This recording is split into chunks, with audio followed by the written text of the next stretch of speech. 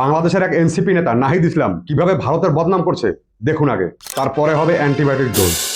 আমরা দেখছি যে আমাদের সীমান্তে আবারও হত্যাকাণ্ড হচ্ছে এবং সীমান্তে আবারও নতুন করে কাঁটাতার দেওয়া হচ্ছে। সীমান্তে কাঁটাতার দিয়ে এবং সীমান্তে আমার দেশের জনগণকে হত্যা করে কেউ যদি বন্ধুত্বের কথা বলে তার সাথে বন্ধুত্ব মানে জানেন আপনারা? আর ভারতের হাতে অত ফ্রি টাইম নেই যে বন্ধুত্ব আর শত্রুত্ব নিয়ে বাংলাদেশের সাথে টাইম পাস করতে হবে। বরং আপনারা তো মাঝে মাঝে বলেন ভারতের সাথে কোনো বন্ধুত্ব নয়। আর এখন বর্ডারে কাঁটাতার দেওয়ার সময় আপনাদের মনে পড়ে গেল বন্ধুত্বের কথা। ভারত তার সীমানায় কাঁটাতার দেবে নাকি কারেন্টের তার দেবে তাতে আপনাদের কি শুনি?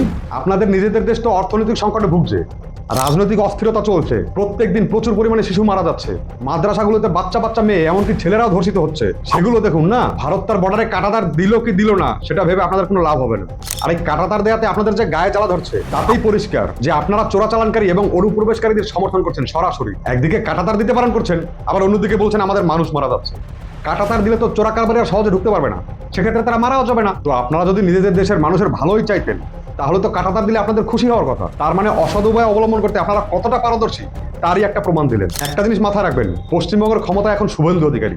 না খাউঙ্গা না খানে দুঙ্গা এই নীতিতে বিশ্বাসী। সুতরাং এতদিন যা করেছেন আর এগুলো কল্পনায় ভাববেন না। না হলে আমাদের বর্ডারের বিএসএফ মাঝে মধ্যেই ওরকম 2-4টে পার্সেল পাঠিয়ে দেবে আপনাদের কাছে। ভালো করে মাথায় ঢুকিয়ে নিন, কাঁটাতারও দেওয়া হবে, চোরাচালানকারী আর অনুপ্রবেশকারী আটকানো হবে। সে আপনারা যতই কান্নাকাটি করুন আর হুমকি ধমকি দিন। জয় ভারত।